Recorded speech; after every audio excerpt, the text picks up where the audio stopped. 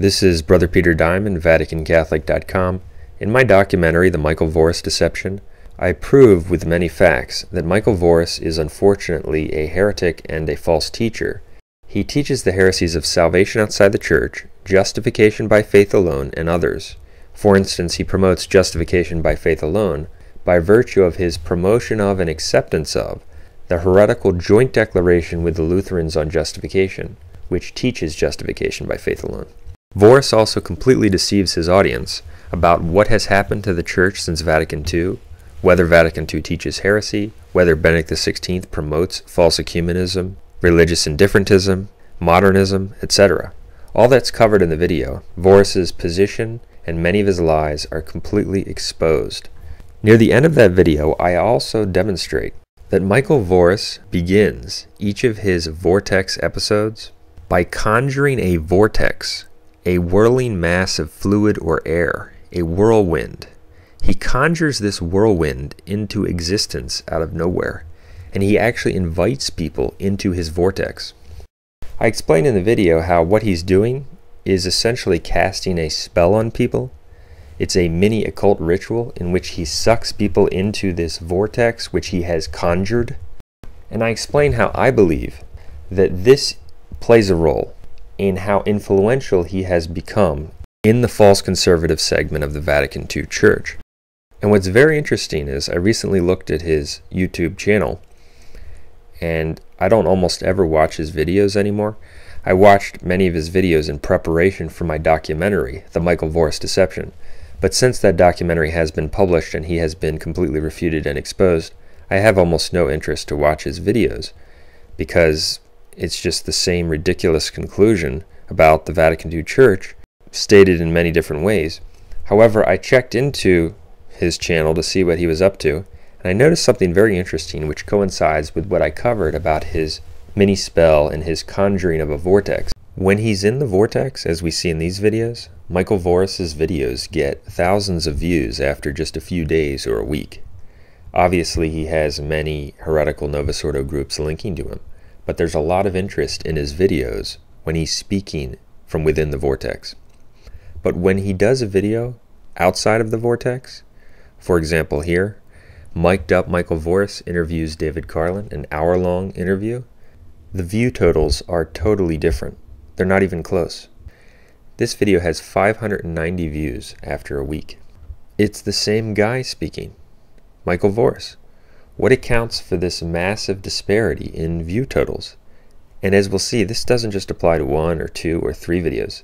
This is almost every single video he puts out when he's not in the vortex, compared to the videos he puts out when he's in the vortex. Here are more videos in which he's back in the vortex, and we see thousands of views after a week. Here's another example. The results are in thousands of views after a week. But when he's out of the vortex, as we see here, Mic'd Up Pew Research Stats on Catholics, 620 views after a week. Here's another one. Mic'd Up Protestantism and Liberalism, 421 views after a week. Here's another one. Mic'd Up America is Unaffiliated with Religion, 245 views after a week. There's no comparison. And this is true of almost every single video he does when he's not in the vortex, compared with the videos he does when he's in the vortex. Why aren't people interested in hearing the same guy when he's not in the vortex? And this applies to videos of all lengths, an hour, 7 minutes, 10 minutes, whatever. Videos that are as long, as short, or longer than his vortex episodes. You could just give example after example. Here's another one. Mic'd Up, out of the vortex, not even 600 views. And I believe the reason is that people are more interested, these bad-willed individuals in the Vatican II Church, in what he has to say, because he's putting them under a mini spell. The devil is active. And this guy's a major deceiver and false teacher who's feeding them an antichrist lie. And the devil's using this mini spell he casts to just make them more receptive. Obviously, their own bad will, their own thirsting after the lie, is the prime factor in their deception. But this mini spell plays an additional role. It makes him more interesting to them when he's speaking to them from within the vortex. They enter into his domain. And despite all of the facts that continue to come out about Benedict XVI's apostasy and his heresies, Voris is undeterred. He persists in promoting the same lie. Here we have another video in which he's alleging that Benedict XVI's on the warpath once again, assaulting the errors of our time, when Benedict XVI just put out a book promoting Nestorianism, attacking the historical truth of the gospel accounts, promoting modernism on page after page after page. And that's just the tip of the iceberg as far as his heresies are concerned. Yet the liar and deceiver Voris is able to continue to promote the same totally debunked and refuted nonsense that Benedict XVI opposes modernism and heresy. And these people eat it up. That really shows you how bad-willed these people are. They hate the truth. That's why so many of them disliked the documentary, The Michael Voris Deception. Even though, of course, they can't refute any of the facts, they just reject them because they're not of the truth. And that's why few are saved. Voris also recently put out a video called Are Non-Catholics Saved?, in which he promotes the heresy that there is salvation outside the church and for non-Catholics, as long as you hold that they're not saved by their false religions, as long as you hold that they're saved by the Catholic Church. So there is salvation outside the church, but it is by the Catholic Church. No, that's heresy. The church teaches that all who die outside the church are not saved. It doesn't teach that a non-Catholic can be saved by the church. There is no salvation without the Catholic faith. There is no salvation for any non-Catholic. That's why they all must be converted to be saved. Period. What Voris promotes is simply a denial of defined dogma. I will close this video with two sections from the documentary, The Michael Voris Deception. The two sections concern, first, Michael Voris's promotion of the heresy of faith alone, by virtue of his acceptance of the joint declaration with the Lutherans on justification. The second section is the conclusion to the documentary. For example, Voris's false position, which we've been analyzing, not only causes him to lead people back to the sources of heresy and apostasy, namely Vatican II, Paul VI, John Paul II, and Benedict XVI, but it actually results in his direct promotion of Protestantism. His organization actually put out a YouTube video which endorsed and promoted the 1999 Vatican Lutheran Agreement on Justification. The following clip is from his organization's YouTube video called Joint Catholic Lutheran Statement 1031. In the year 1999, representatives of the Catholic Church signed a document together with representatives of the Lutheran World Federation, a document known as the Joint Declaration on the Doctrine of Justification. This declaration states that the mutual condemnations of the Reformation times do not apply to the Catholic and Lutheran teachings, as they are expressed within the document.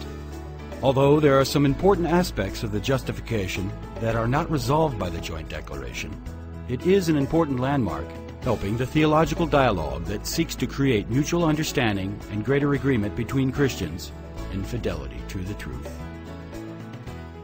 The joint declaration with the Lutherans on justification is outrageously heretical. See our article and video called Vatican Lutheran Agreement on Justification Exposed for all of the details.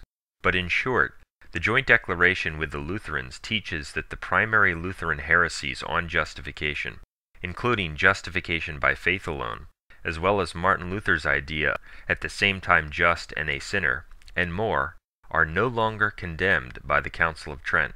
The joint declaration proclaims that Trent's dogmatic decrees, which condemned these Lutheran heresies, no longer apply. The joint declaration also teaches that the remaining differences between Lutherans and Catholics on justification are no longer the occasion for doctrinal condemnations. That's blatantly heretical, because the Council of Trent solemnly declared that anyone who does not accept its teaching on justification is condemned. The joint declaration is a complete denial of the Catholic faith and a promotion of Protestantism. Anyone who tells you otherwise has no idea what he is talking about or is a liar. That includes Michael Voris. In fact, when the joint declaration was promulgated, it was promulgated with two other documents called the Official Common Statement and the Annex to the Official Common Statement. In the Annex to the Official Common Statement, Section 2C, which again accompanied the joint declaration, both the Lutherans and the Vatican II Church simultaneously declare that they believe in justification by faith alone. Quote, Justification takes place by grace alone, by faith alone. The person is justified apart from works." End quote. So, Michael Voris's organization endorses the Vatican Lutheran Agreement on Justification. They speak of it in positive terms as an important landmark. That means that Michael Voris promotes Protestantism, the idea that faith alone is not a heresy, that Trent no longer condemns Lutherans, that Trent's canons no longer apply, and that one is justified by faith alone. This is a prime example of what I mentioned earlier, how his false position on Vatican II, Benedict XVI, and the cause of the present crisis results in his promotion of the very things he denounces. Since Voris adheres to Benedict XVI and blinds himself to the truth that Benedict XVI is a manifest heretic and an anti-pope, Voris winds up accepting and promoting the heresies contained in what Benedict XVI approves. Both Benedict XVI and John Paul II approved and praised the Vatican Lutheran Agreement on Justification. Benedict XVI teaches that the, quote, Orthodox who reject the papacy are inside the church. That's blatant heresy. Benedict XVI also teaches that the, quote, Orthodox don't need conversion, and that their leaders are, quote, pastors in the church. But you won't hear that if you've been sucked into the vortex. That brings me to my next point, and it is probably the most frightening and revealing point in this video. Imagine if someone had a religious show, and he began each episode by saying, quote, "Welcome, I will now draw you into my spiritual plane," and then he waved a wand in the air. You would probably conclude that an occultist, or a wizard, or a magician had just attempted to cast a spell on you. Well, that's essentially what Michael Voris does to begin every episode of his show. In the following clips, notice the vigor with which he is attempting to spin you into his vortex.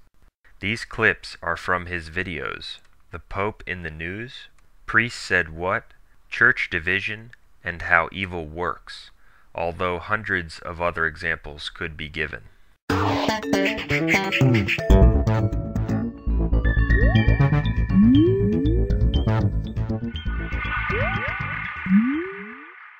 Hello everyone and welcome to The Vortex, where lies and falsehoods are trapped and exposed. I'm Michael Voris.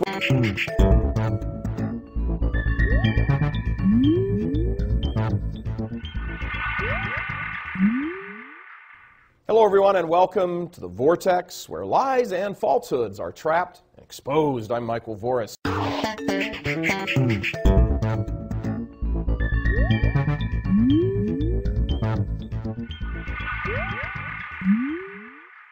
Hello everyone and welcome to The Vortex, where lies and falsehoods are trapped and exposed. I'm Michael Voris.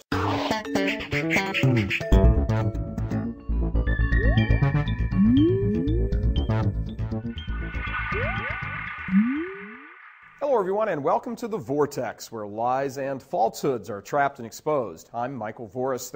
A magic circle is the place occultists enter to cast spells. They make a circle, and they believe that making a circle and entering into it enables them to transcend the physical world, to invoke demons, and to bring about spells. In every episode of his show, Michael Voris makes a circle with his pencil in order to welcome people into his vortex. He doesn't use the pencil for almost anything else except to, like a wand, usher people into the vortex. Jimmy Page, the Satanist and guitarist for the band Led Zeppelin, was a practitioner of the occult. He conducted satanic rituals on stage. As part of his satanic ritual, he used a violin bow as a wand in order to point around in all directions. A vortex is a whirling mass of fluid or air. The vortex of which Voris speaks is not a naturally occurring one. It's something else. More on that in a bit. Now, some people might say, Michael Voris does not intend to do anything occultic. His words and actions are simply a neat or funny way to get people to think outside the box, to focus in. I agree that Michael Voris does not intend to be occultic, but in response I would say that many people use Ouija boards simply because they think it's funny or neat. and they wind up getting possessed nevertheless. It doesn't matter what one intends when one conjures things or engages in spiritual activity that is outside of God's boundaries. The end result is the entrance and the influence of evil spirits. Moreover, this is not something that Michael Voris says or does once in a while. It's part of every program, including programs that purport to be serious religious discussions. They begin with him conjuring a vortex, and he doesn't just do this in his introduction. The vortex, or whirling mass which he has conjured, is then displayed throughout his videos. Notice how it appears out of nowhere, well after the introduction, in the middle of his videos. It's integral to his presentations. The following clips from The Pope and Civilization and The Pope and the World are typical. America religious with an axe to grind. The difference between the city of man and doing this, he has sent a clear signal to other bishops to stop playing games. Not only does the vortex appear at different times in his videos, but Michael Voris is frequently pictured with the vortex he has conjured behind him, as if he's speaking to you from within the vortex. Notice how it covers him in the background. Michael Voris has become perhaps the most significant figure in what we would call the, quote, conservative wing of the Vatican II Church.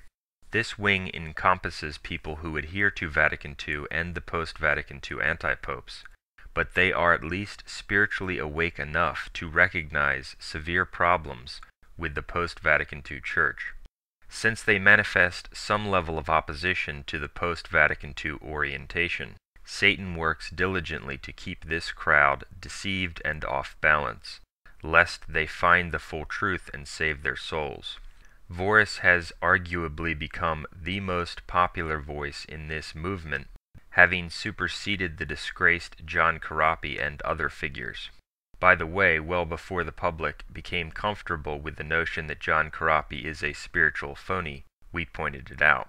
I firmly believe that one of the reasons Voris has become so popular and so influential is because he's casting a mini spell on the people who let themselves be sucked into his vortex. Even though he does not intend to invoke demons, his actions are occultic, even if subtly, because he is attempting to conjure something into existence outside the bounds of Catholic worship. It's interesting that a vortex is something you are sucked into. Michael Voris's mission from Satan is to suck the people who care a little bit more into the big lie that Benedict XVI, the head devil who is currently leading the Vatican to apostasy and the promotion of modernism, is actually a good guy leading the fight against it.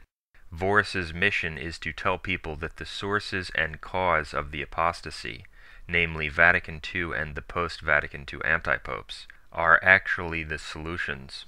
When you see the lies and the heresies of Voris that I covered earlier in this video, and the disastrous consequences that flow from his positions, including the promotion of justification by faith alone, one should not be surprised by any of this.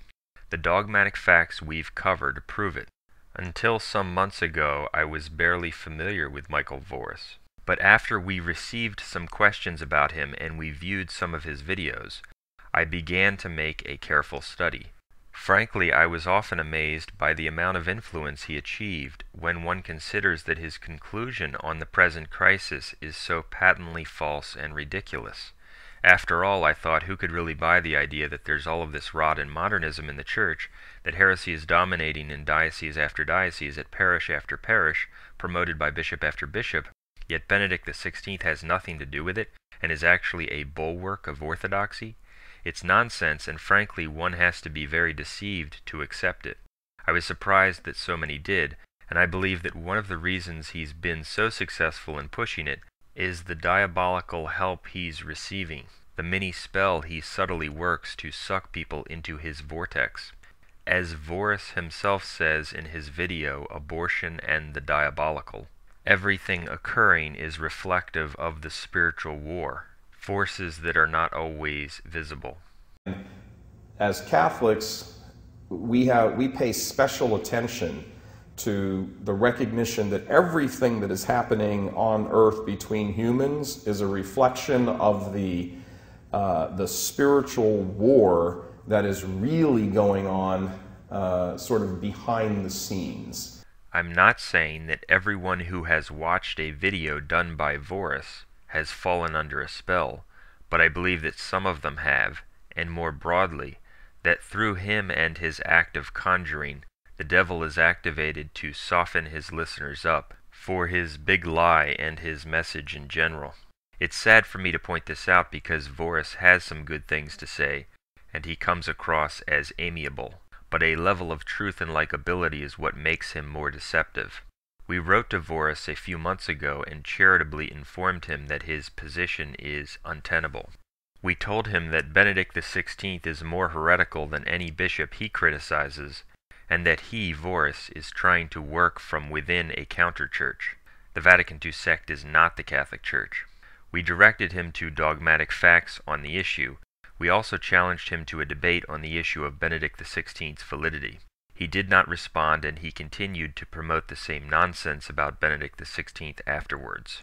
One must say that he is an obstinate deceiver and a false prophet who is peddling insidious and outrageous lies, which keep people locked into submission to Antichrist heretics, worshipping at the invalid new Mass, and in communion with the deniers of Jesus Christ.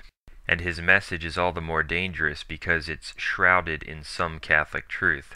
Here's a clip where he's trying to convince you of his big lie. It's from his video, The Pope and the World, where he's telling you that Benedict XVI is whipping the bishops into line and setting the course to save souls. In doing this, he has sent a clear signal to other bishops to stop playing games. He has instructed them on multiple occasions to get with the program and get back to the business of saving souls. Here's a clip from his video, A la carte, where he's attempting to convince you that Benedict XVI, the man who doesn't even believe in the gospel, is preaching the unvarnished faith just as St. Paul did. Hello everyone and welcome to The Vortex, where lies and falsehoods are trapped and exposed. I'm Michael Voris, coming to you this week from Rome.